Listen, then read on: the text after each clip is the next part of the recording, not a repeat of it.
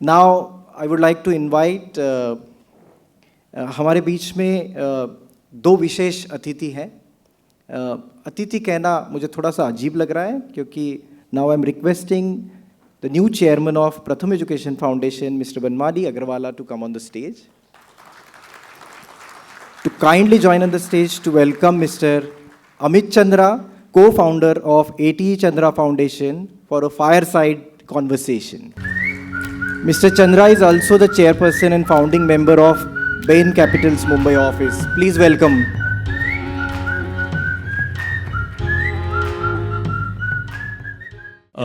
Good evening, everyone. At the outset, it's absolutely a privilege to be here. And Amit, thank you so much for joining us. And before, Amit, I turn to you, I just want to say that how overwhelmed I feel being here today. My association with Pratham, of course, is nowhere as old or as experienced as many of you. In fact, all of you are over here. It's just about 4 odd years. But the passion that I see, what we heard from the founders, the commitment, that is simply very infectious.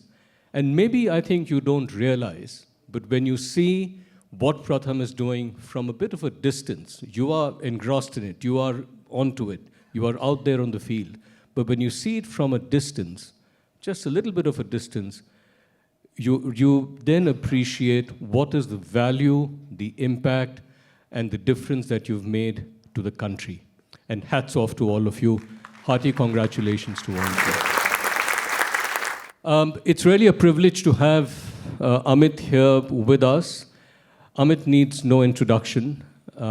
He is a very successful business executive and, of course, a very well-known and a very successful social entrepreneur as well, who's been doing many things related to philanthropy, and we'll kind of just chat about that as well.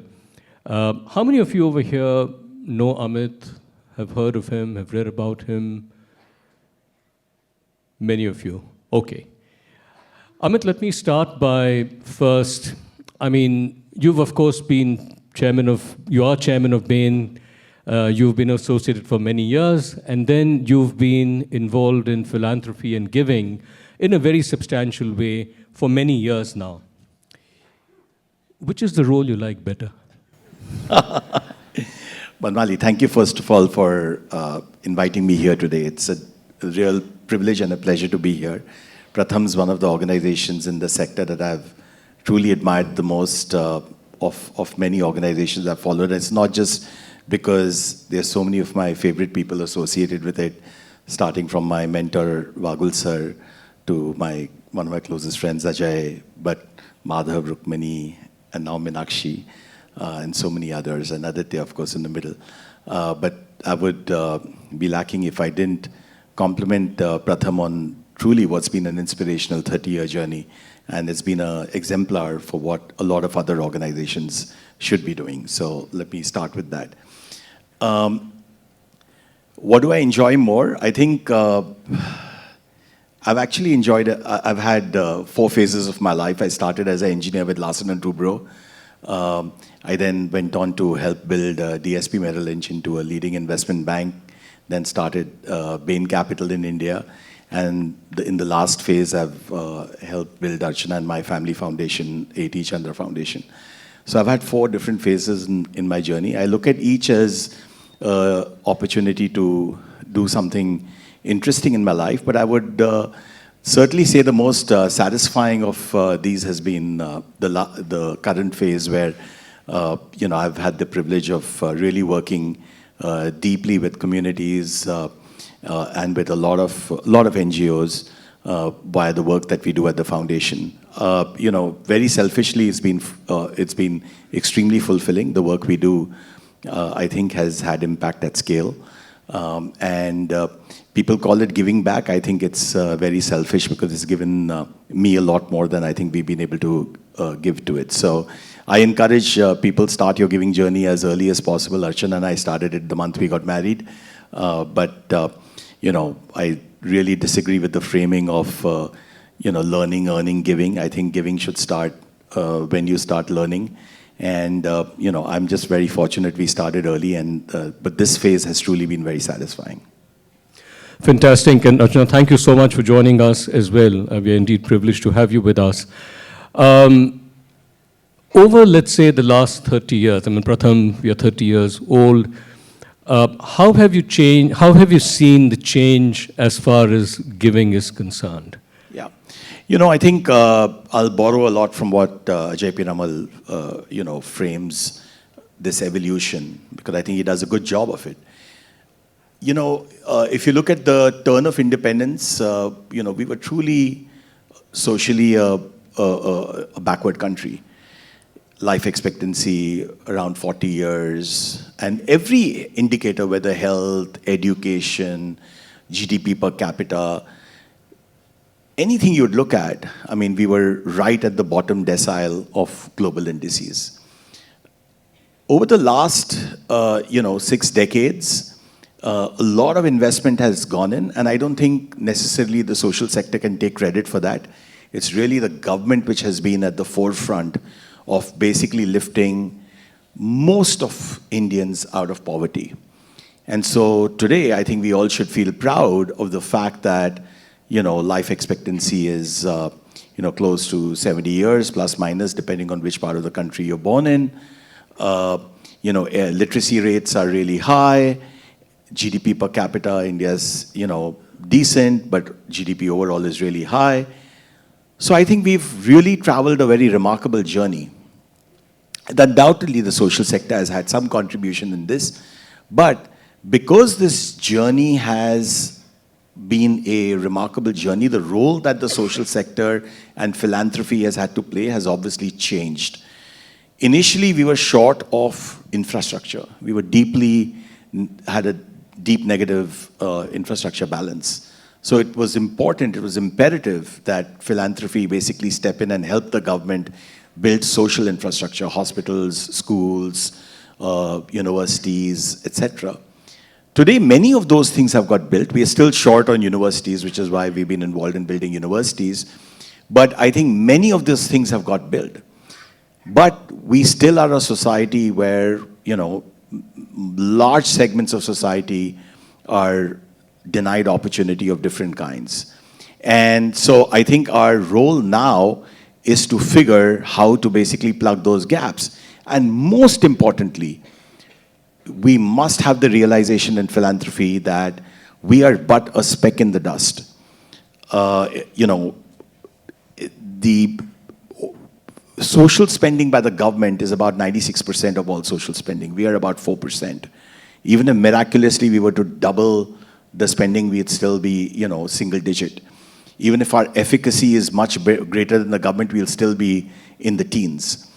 And so the most important role that philanthropy can play today and going forward is the kind of things that Pratham has been doing, which is really inform better public spending, shape the sector, shape education, shape healthcare, shape other issues, and very, very importantly, take risks, do things where philanthropy can fail, because the government cannot simply fail. So I think it's very important to invest in innovation and in failure.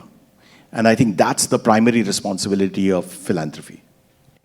I think, and you've kind of led that me to just this whole thing about working with government.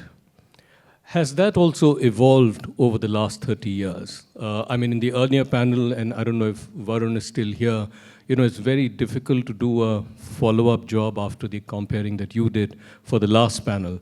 And a lot of these points were discussed. But do you think working with government has changed and evolved? Yes, I think this has been a very interesting, fascinating journey as well. I remember in my first innings, I would say I've been active in the social sector now for about 25, 30 years. And in the first phase of my journey, I was really happy doing things outside the government. In fact, I always looked at it as a burden.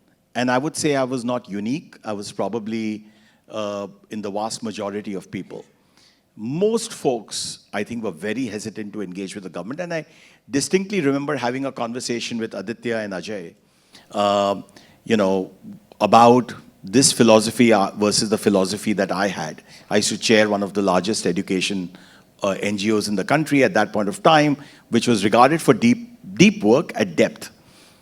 And we had this conversation. I used to go and visit the work that the Piramal Foundation used to do in remote Rajasthan and other places. And eventually I realized from those conversations and from my visits to deep rural India, that ultimately, unless all of us who have the opportunity, who have the privilege to really impact things at a systemic level, we've not really done justice to what we are blessed with. Now, you also realize that that's a much, much more difficult game to play. And naturally, as human beings, we have the tendency to basically play the short game and play the easy game. It's natural, especially if it's not the core of what we do. And the fact is, philanthropy has not been the core of what most people have done, even wealth creators or CSR to abhi nayi cheez hai, right? If you look at in the timeline of India's history. So people have defaulted basically historically to doing things which were hugely controllable. But I think the thing that I've really admired a lot is seeing people pivot on that. Many people's thinking has changed. My own thinking changed, over the last 15 years now. Pretty much everything we do, most of my work is now with farmers, and everything we try to do is with the government. And I don't think we're unique. I think there are many donors, both on the foundation side as well as on the CSR side. And importantly, there are many NGOs who understand that this should be the core of their theory of change. That unless you've really engaged with the government and you've helped create a better policy or pivoted a program, that you've really missed something. And I think this bodes really well. We really need to accelerate this movement. We need to make this infectious. We need to grow it. Because if we really want to solve our problems with some degree of urgency for those who we seek to serve, it's the only way possible. And I think if we look ahead and some of the challenges that we have as a country in the social sector, be it education, be it healthcare, be it so many other things, would you agree, Amit, that if we just do it with the older approach of scaling up, and I think Aditya alluded to that when he was speaking, as to how do we kind of use digitization to further achieve reach and so on and so forth. But I think we would also need newer models, newer ideas, newer way of thinking. And if we are going to try something new, then there would be some successes and there would be some failures. Do you think we've evolved to a stage where we would allow for failure in experimentation and innovation in the social sector? No, we haven't. And I think we haven't partly because, see, today the largest source of capital available is actually CSR. I was involved in, the evolution of the CSR Act to where it is today. And if you go and read some of what we wrote, this was a part of our design. But unfortunately, it's not been the way in which it's got implemented. Because the way it's got implemented has been quite prescriptive, and people expect to show progress reports which are largely positive. The room for showing failure, unfortunately, isn't there. And that's a pity. So the largest source of capital is actually very focused on showing steady progress. And then you basically look at the three other sources of capital. FCRA, which is foreign capital, has actually largely plateaued. So its ability to take risk overall has got somewhat muted. And then there are two other sources of capital, which is high net worth, ultra high net worth money and retail money. Retail money unfortunately is actually the best source of money, if you really think about it, to take risk. It's unrestricted, etc. But it's not grown at a fast rate. If you look at the India Gives report, it's still single-digit percentage of all giving. Even giving to beggars is twice as much as we give to NGOs.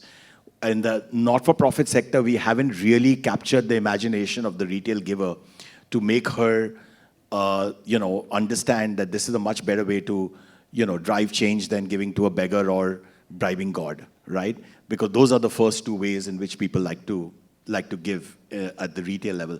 So I think hopefully that will pivot. We are right now working on building the social stock exchange. Maybe that will enable that movement to grow. If that happens, then I think what you're saying may happen. And then when it comes to foundations, I think there are very few people who really are okay with failure,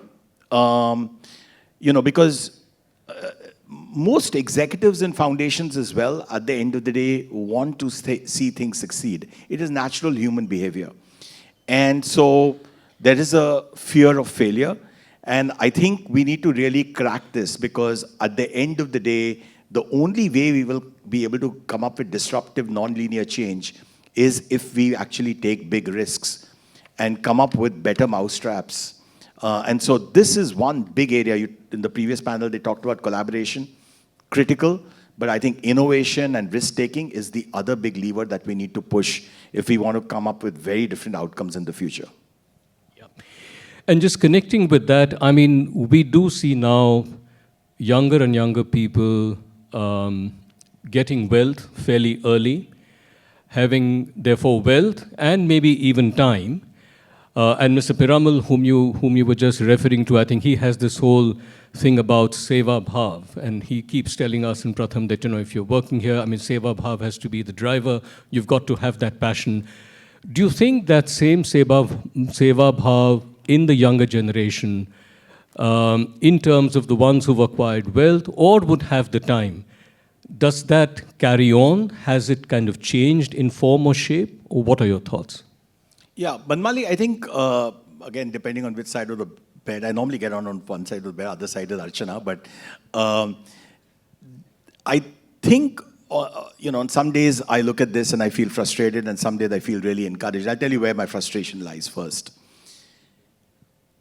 We have been an extraordinarily gracious and fertile land for wealth creation.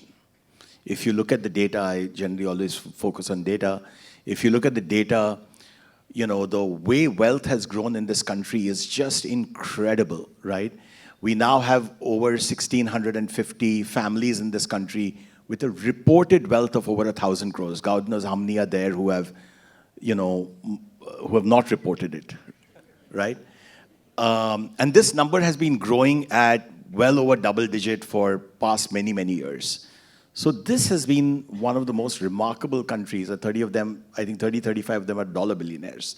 The median of that is about 8,000 crores is the median wealth in that list. So there's serious amount of wealth creation which has happened in this country. When you look at the giving list, okay, and even if you give credit for CSR to the wealth creators, we have only 200 people giving 5 crores a year, right? So if I strip out CSR, from that is probably about 100 people. Where are the other 1,500? I have no idea, right? I refuse to believe that people with that degree of wealth can't give back to build a better world around them when they see the same issues that people in this room see. So on many days, I see a sense of frustration, but where I see encouragement is actually in your question. When you go and look at the data again and see where is the growth in giving coming from, it's actually coming from the categories of, new wealth creators, first-time professionals, first-time wealth creators, people who are often not even on the wealthy list. And they are the ones who are, trying to build a better, more equitable society. I mean, I've been involved in building a university called Ashoka. And, when we started, we were a handful of us with a big dream. And today there are about 300 of us who have committed 4,000 crores to build one of the most exceptional universities in the country. Not many of them are people on that list of, rich people. It's a lot of people who have contributed relatively modest sums of money. I think that is what the New India is all about. It's about lots of people getting together and participating in the society that they want to see. So I am optimistic about this, but I think we need this movement to be more inclusive. So Amit, I can't let go of having you here. And with the last question, which is, we're just kind of today celebrating kind of 30 years or 31 years, as Rukmini said, of Pratham. As you would have heard, it's come a long way from just starting in a small little office or half an office to being an organization in terms of being one of the largest, perhaps, in the country. Clearly make a difference, as I said. Really passionate people, we can see that in the eyes and the voices of everyone. What's next? Where do we take it from here? Aditya could answer this question for me because he knows how I answer these questions. I'm notorious for, actually in some ways he answered it for me before. I think you need to have a very audacious aspiration. Because if you can't have an audacious aspiration, nobody else in the country can. I think it all begins with having a truly audacious aspiration. It can't be the same aspiration you had 10 years, 20 years, 30 years ago. Things have changed. There are tools available today which are very different. The thinking of the new India is very different. And today money is not in short supply. And so I think you need to reset your aspiration. So that's one dimension. I think the other dimension is, look, there are very few organizations, I can count them on both my hands, who've really done what you have done. You're truly an exemplar for what an organization needs to do to build a better society. But as one of the panelists said just before, I think it was Prabhakar, at the end of the day, I think Nusrat actually, that there's something to be done when you saturate an area with multiple interventions. This is something that even, I've been kind of figuring and thinking about and studying a little bit. And so I think what India really needs, because part of our theory of philanthropy and social sector has actually been, unfortunately, very screwed up. As donors, when we think about funding organizations, we say, who is it that needs money the most? What a wrong way of thinking. We need to be thinking about who is solving the problem the best and who's equipped to solve the problem the best. Because when we buy medicines, we don't ask who's got the least R&D budget or who's got the most, lowest, overheads. No. So I think we need to change this. And we need to think about, if we want to build a more inclusive society, and if someone's going to do a job in education, someone's going to do it in agriculture, someone's going to do it in vocational, etc., how do we build 25 to 100 truly aspirational organizations who will work together, saturate our aspirational districts, our urban areas, and it's that 1 + 1 + 1 + 1 will not be additive. It will truly be multiplicative. And so it's important for organizations like Pratham to be exemplars, to be open architecture, to share their failures openly, to discuss what contributed to their success. It's important for others to emulate that. Thank you so much, Amit. I think you've pretty much written down you've dictated what is it that needs to be done, and in such a brilliant manner. I don't know how many of you realize that for any organization to survive 30 years, even, by the way, a commercial organization, for 30 years, 1 out of 3 only kind of, move ahead. And therefore, it's very creditable. And you've heard it from none other than Amit, that we need to think even bolder, even bigger, and make an even bigger difference. So thank you all so very much. And Amit, thank you so much for your time. Really grateful. I would like to call Meenakshi on stage so that she may give our speakers a token of gratitude. Thank you so much.